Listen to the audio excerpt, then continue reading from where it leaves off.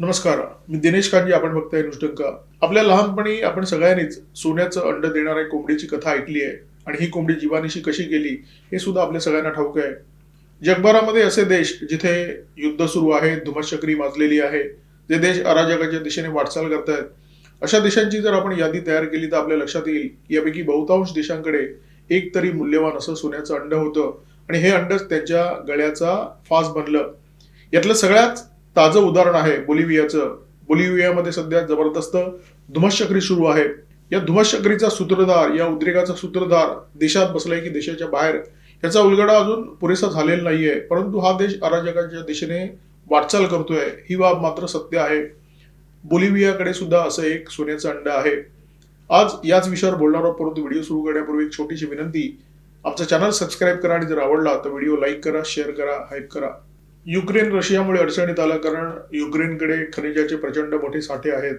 अमेरिकेची मुख्य दृष्टी वळली व्हेनेझुएला आणि इराणकडे, कारण या दोन्ही देशांकडे विपुल प्रमाणामध्ये तेलाचे साठे आहेत. या तेलामुळेच इराण होरपळला जातोय आणि या तेलामुळेच व्हेनेझुएला लुटला जातोय. आता बोलिव्हियामध्ये जे काही सुरू आहे त्याचा संबंध बोलिव्हियामध्ये असलेल्या प्रचंड मोठ्या लिथियमच्या साठ्यांशी आहे, अशा प्रकारचा तर्क आंतरराष्ट्रीय विश्लेषक देत आहेत. सध्या ईव्ही कारची जगभरामध्ये चलती आहे. या ईव्ही कारसाठी तुम्हाला लागते लिथियम बॅटरी. या लिथियम बॅटरीसाठी लागतं लिथियम. जगभरामध्ये जे लिथियमचे साठे आहेत त्यापैकी 20% साठे एकट्या बोलिव्हियामध्ये आहेत. आकड्यांच्या भाषेत जर सांगायचं झालं तर 23 दशलक्ष मेट्रिक टन. परंतु सरकार कर्मदरिद्र होतं, समाजवादी विचारसरणीचं होतं, त्यामुळे बोलिव्हियाचा जागतिक लिथियम निर्यातीमध्ये जो वाटा आहे तो जेमतेम 1% राहिलेला आहे. बोलिव्हियामध्ये तब्बल 20 वर्ष समाजवादी विचारसरणीच्या पक्षाचं सरकार होतं. ऑक्टोबर 2025 मध्ये बोलिव्हियामध्ये निवडणुका झाल्या. या निवडणुकामध्ये मुव्हमेंट फॉर सोशलिझम या पक्षाचा पराभव झाला. उजव्या विचारसरणीचं नवं सरकार सत्तेवर आलं. राष्ट्रपती रॉड्रिगो पाझ परेरा हे सत्तेवर विराजमान झाले आणि सत्तेवर आल्या आल्या त्यांनी घोषणा केली की बोलिव्हियामध्ये जे लिथियमचं भांडार आहे ते आता विदेशी गुंतवणूकदारांसाठी आम्ही खुलं करणार आहोत. नव्या सरकारमुळे चीनला जबरदस्त पोटदुखी झाली असणार, कारण बोलिव्हियाच्या ज्या लिथियमच्या खाणी आहेत त्याच्यावर पगडा आहे चीनचा, आणि त्याच्यामुळे नव्या राष्ट्रपतींनी जी घोषणा केलेली आहे की बोलिव्हियाचं लिथियमचं जे भांडार आहे ते विदेशी गुंतवणूकदारांसाठी आम्ही खुलं करणार आहोत. त्याचा फायदा होणार आहे युरोपातल्या कंपन्यांना, त्याचा फायदा होणार आहे अमेरिकेतल्या कंपन्यांना, कारण चीनला हे माहिती आहे की नवे राष्ट्रपती अमेरिकेला धार्जिणे आहेत. त्यामुळे चीन प्रचंड तडफडतोय. एखाद्या देशामध्ये 20 वर्ष समाजवादी विचारसरणीचं राज्य आहे, तिथे निवडणुका होतात, समाजवादी विचारसरणीचं सरकार पायउतार होतं, उजव्या विचारसरणीचं सरकार तिथे सत्तेवर विराजमान होतं. त्यानंतर त्या देशाचे जे राष्ट्रपती आहेत त्यांना सुखाने तिथे राज्य करू दिलं जाईल याची शक्यता कमीच असते.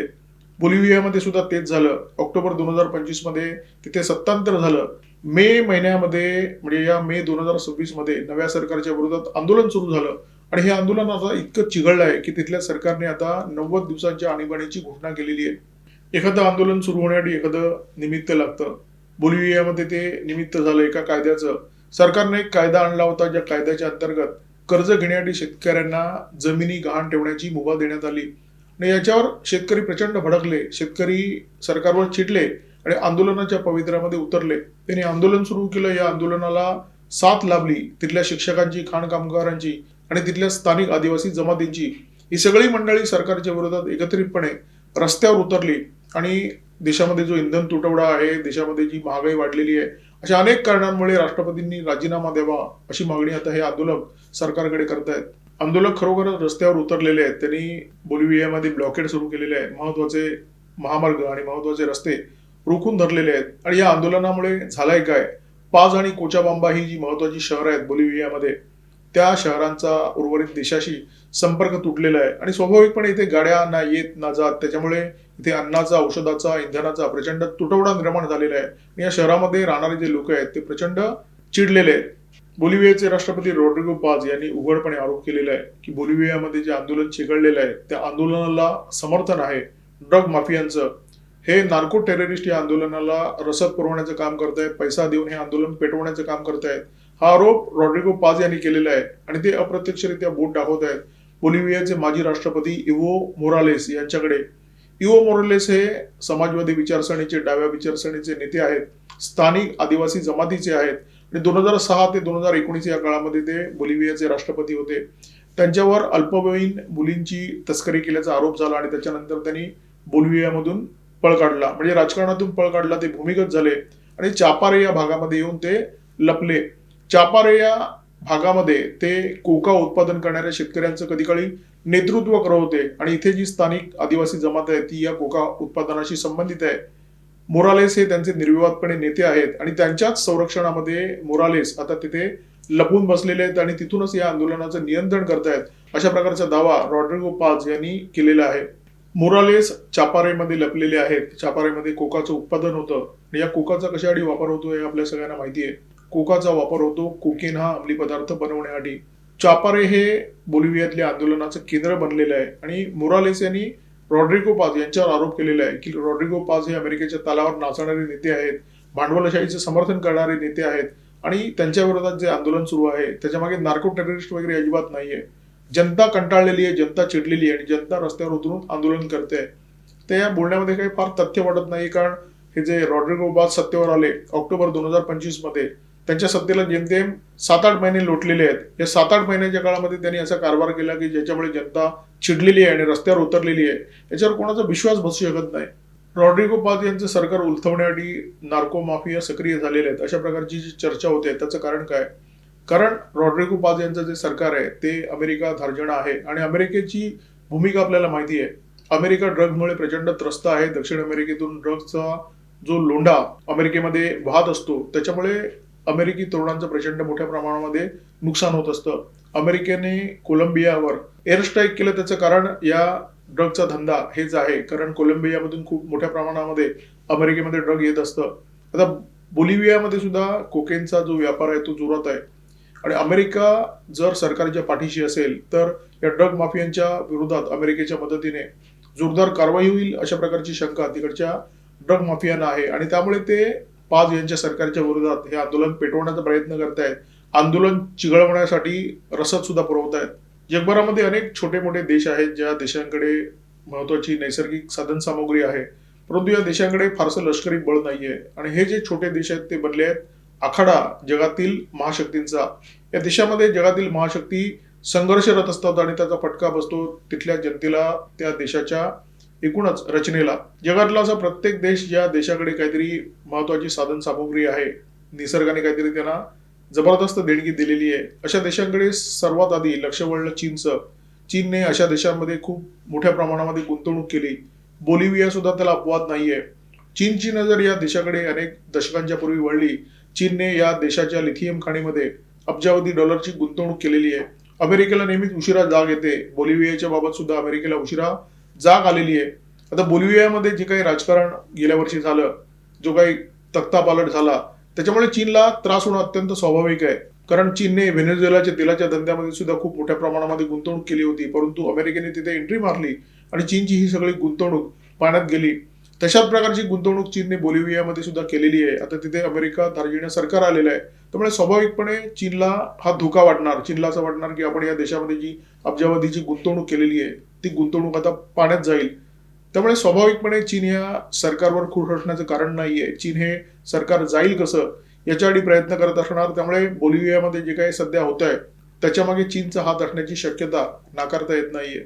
बोलिव्हिया हा देश येतो लॅटिन अमेरिकेमध्ये आणि लॅटिन अमेरिकेमध्ये जे जे राजकीय गट अमेरिकेच्या विचारसरणीच्या विरोधात आहेत, डाव्या विचारसरणीचे आहेत, समाजवादी विचारसरणीचे आहेत, अशा सगळ्या गटांशी रशियाचे अत्यंत चांगले संबंध आहेत. मोरालेस यांचं जेव्हा सरकार बोलिव्हियामध्ये होतं त्या सरकारशी रशियाचे अत्यंत उत्तम संबंध होते आणि बोलिव्हियामध्ये अणुऊर्जा केंद्राची निर्मिती करण्यासाठी रशियाच्या रोसाटॉम या कंपनीने या सरकारला म्हणजे मोरालेस यांच्या सरकारला मदत सुद्धा केली होती.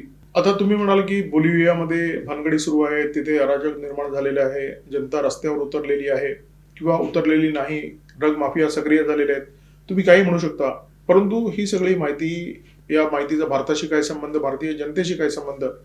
तर जग हे इतकं जवळ आलेलं आहे की प्रत्येक देशाचा प्रत्येक देशाशी काही ना काहीतरी संबंध असतो. एका देशामध्ये काहीतरी घडलं तर त्याचे परिणाम दुसऱ्या देशावर होत असतात. बोलिव्हियामध्ये 2019 मध्ये आपले तत्कालीन राष्ट्रपती रामनाथ कोविंद यांनी प्रवास केला होता, दौरा केला होता आणि हा दौरा भारतासाठी अत्यंत महत्वाचा होता, कारण आपण ईव्ही कारसाठी प्रयत्नशील आहोत. या देशामध्ये 2030 पर्यंत 30% ईव्ही कार असाव्यात अशा प्रकारचे लक्ष केंद्र सरकारने ठेवलेलं आहे आणि त्याच्यासाठी आपल्याला सर्वाधिक गरज आहे लिथियमची.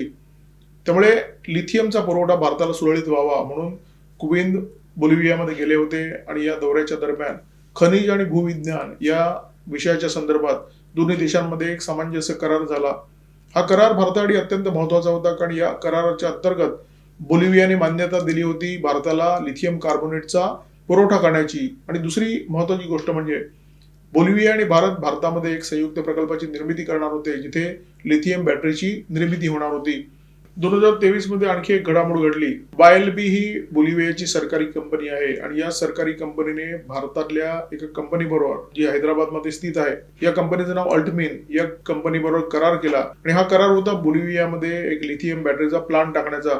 याच्या आधी जे लिथियम लागणार त्याचा पुरवठा करणार होती YLB कंपनी, आणि अल्टमिन ही जी कंपनी आहे ती बोलिव्हियामध्ये लिथियम बॅटरीची निर्मिती करणार होती. फेब्रुवारी 2026 मध्ये भारताने भारत मंडपमध्ये आंतरराष्ट्रीय AI समिटचं आयोजन केलं होतं आणि या समिटसाठी जगभरातून नेते आले होते. बोलिव्हियाचं प्रतिनिधित्व केलं होतं तिथले उपराष्ट्रपती एडमन लारा मोंटेनो यांनी. ते भारतामध्ये आले होते, त्यांनी AI समिटमध्ये सहभाग घेतला आणि त्याच्यानंतर आपले उपराष्ट्रपती CP राधाकृष्णन यांची त्यांनी गाठभेट घेतली, सविस्तर चर्चा केली. चर्चा झाली सोलर एनर्जीच्या संदर्भात, मिनरलच्या संदर्भात, विविध विषयांवर चर्चा झाली. परंतु त्याचा जो फोकस होता, प्रकाश जो होता या चर्चेचा, तो बोलिव्हियामध्ये असलेल्या लिथियमचं भांडार. त्याचा अर्थ केवळ एवढाच आहे की बोलिव्हियामध्ये जे लिथियमचं भांडार आहे त्याच्यावर चीनचं लक्ष आहे, परंतु लक्ष भारताचं सुद्धा आहे. भारताचं बोलिव्हिया सरकारशी सातत्याने बोलणं होत आहे, चर्चा होते, करार होत आहेत, परंतु हे करार काही पुढे सरकताना दिसत नाही. आणि त्याचं सगळ्यात महत्वाचं कारण म्हणजे बोलिव्हियामध्ये जी राजकीय अस्थिरता आहे. बोलिव्हियामध्ये सतत आंदोलन वगैरे होत असतात, सरकार तिथे स्थिर नसतं आणि अशा अस्थिर वातावरणामध्ये करार जरी झाले तरी ते करार फारसे पुढे सरकत नसतात, किंवा पुढे सरकले तरी अत्यंत धीम्या गतीने पुढे सरकत असतात.